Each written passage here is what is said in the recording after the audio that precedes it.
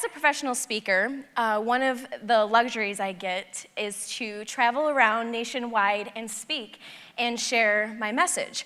And as glamorous as that sounds, I do end up in places like airports a lot, places that are hotels. It sounds awesome, but can be very lonely at times. Recently, I was flying home from Connecticut from a speaking engagement about a week ago. And I'm sitting there and I'm finding my gate, and I'm always one of those people that are freakishly early to everything. My sister will be like, oh, Hailey, it's 1 o'clock, you gotta make your 7 o'clock flight, you better get going. And I was always raised though, early, you are right, early you're on time you're late. So I was freakishly early to my gate, about 2 hours early. And I'm sitting there, and I have my bags, and I'm like, okay, and of course my gate is at the farthest end of the airport, which is fine, and I desperately need to invest in a new roller bag because mine is it's just a nightmare. And so here I am, like running through going through the airport, running because, I have to be there on time even though I'm 2 hours early already. And I sit down in my gate, and I'm like, okay, now I can breathe, now I can relax, now I can settle in. And about a couple minutes later, this guy comes up to me, and he's wearing a name tag, one of the things that we're wearing today. And he holds his iPad up, and he's like, hi, yes, I work with the airport, and I was curious if you would participate in a short 5-minute survey. And initially, I got really freaked out. Like, who are you? Why are you talking to me? Because we live in a society now, in a generation where if a stranger comes up and talks to you, you immediately think he's gonna kill you, rob you, just destroy you, right? So I was kind of scared. I was like, what is he doing? And so I was like, okay, Hailey, he's just doing his job. So I said, yeah, absolutely. So I'm doing this survey, and I gave it back to him. He's like, thank you so much. I was like, yeah, of course. So I'm sitting there, and I realize I'm on my phone for a little bit, and I look around and everybody is on their phone. Everybody's got their head buried, down like we do. We're kind of oblivious to what is happening around us. And I look up and I realize that my gate has changed. And I'm like, what is going on? What the heck? And I'm, again, super early. So I lean over to this lady right next to me, and I was like, hey, do you by chance know where our gate was switched to, because I gotta get there, I'm panicking. And she goes, oh, it's actually just right over there to Detroit. We were headed back to Detroit. And I go, oh, okay, awesome. So I start talking and I start engaging with this woman because I realized I could continue to be buried in my phone, or I could start a conversation with this woman. So I started doing my normal thing, and I started to talk to her, get interested in her life, just ask her questions. And I asked her the most obvious one, which is, what brings you to Connecticut? Do you live in Detroit? Blah, blah, blah. She looks at me, and you can tell she's starting to tell me, but just tears well up in her eyes. She gets so serious. And again, I'm a perfect stranger. She's a perfect stranger to me. And she says, actually, I just found out that my brother has stage 4 mesothelioma cancer. He's the last one out of all of us. He's the only family I have.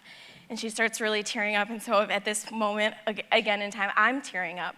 And she proceeds to tell me all about her life and how, her husband passed away and she got remarried, and she actually lives in Traverse City.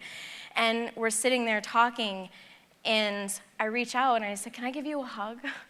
Because I'm a hugger. And she said, yes, absolutely. And so I lean in and I give her a hug, and I move closer to her, and I grab her hand and I lean in close, and I just encourage her in any way that I can, asking her questions and letting her know that she is going to get through it. And I don't know, right? I don't really know. But there I am, offering a word of encouragement, offering a hand of hope. And we start talking, and eventually my number gets called, and I proceed to the plane. And I'm walking through, and I turn back, and I see her, and she has this biggest smile on her face. And she said, it was such a joy meeting you. Thank you so much. And, this is such a small example of how we can change people's lives, or even change them, even if it is for a moment. for just a brief moment, and I'm sitting on the plane saying, thank you. Thank you for this opportunity where I could just lend an encouraging word, or just a hand, or just a hug, and let her know that a perfect stranger, that somebody that she just met in passing cares about her, thinks about her. And it's weird to do it with a stranger, right? But I want you to think about your circle of influence, your teams. You're all real estate agents, so you have teams. How much of their story do you know? What can we do? My favorite question to ask is, how can I support you? How can I support you, and where can I serve? Because if you take a look around right now, and the people in this room, or even the people that you're going to meet at this event, they're all wanting something. They're wanting for something. A mentor of mine once told me, Hailey, treat everybody you meet as if their heart is breaking, because in some way it is.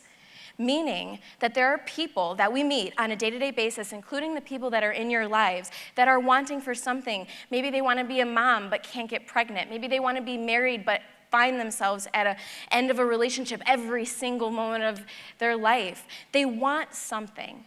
They're aching in some way. And if we can be the beacon of hope, if we can lend a hand, if we can say something that will make them smile, that will make them feel better, that will make them feel like they can breathe again, or give them a little bit of hope, then you, by my definition, my simple definition, are being a hero. Because my definition of a hero is simply that you add a little bit more value to somebody's life after having met them.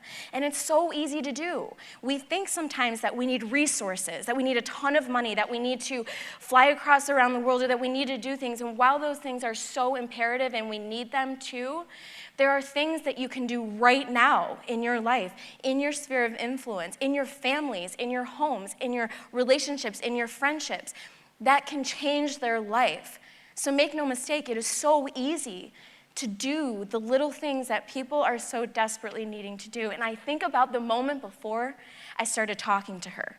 And I'm just sitting there, right? I don't know her, she doesn't know me. It's potentially really awkward. I mean, of course it is. It's awkward to start a conversation with somebody you don't know. And it's even more awkward to give them a hug and say, you're gonna be okay, everything is gonna be okay. But I think about the moment before, and I didn't know her story. I didn't know that she was flying home after visiting a sick brother. I didn't know that she was in pain. But just by extending a hand, by asking a question, by taking that little awkward risk of discomfort, of I don't know you and you don't know me, made a difference in her life. Did she tell me verbally? No. But I could see it in her face and in her eyes as I looked back and saw her smile. And so I'm here to encourage you today that if you think that you don't matter, or that the things that you say don't make a difference, they do. And believe me when I say, people see you. They see the way that you are around other people. They see your presence. In fact, they feel you before you even open your mouth. And let me tell you, people nowadays are aching for authentic connection. We need it, we want it, especially in this digital era. And so look around and notice and be awake. Have any of you seen that movie, Sister Act? There's a line that says, if you wanna be somebody, if you wanna go somewhere, you better wake up and pay attention. And so that is how I'm going to leave you. Notice what is around you. Look for opportunities that you can literally do the smallest things, and I promise you, it will make the biggest difference. Thank you. Thank you so much.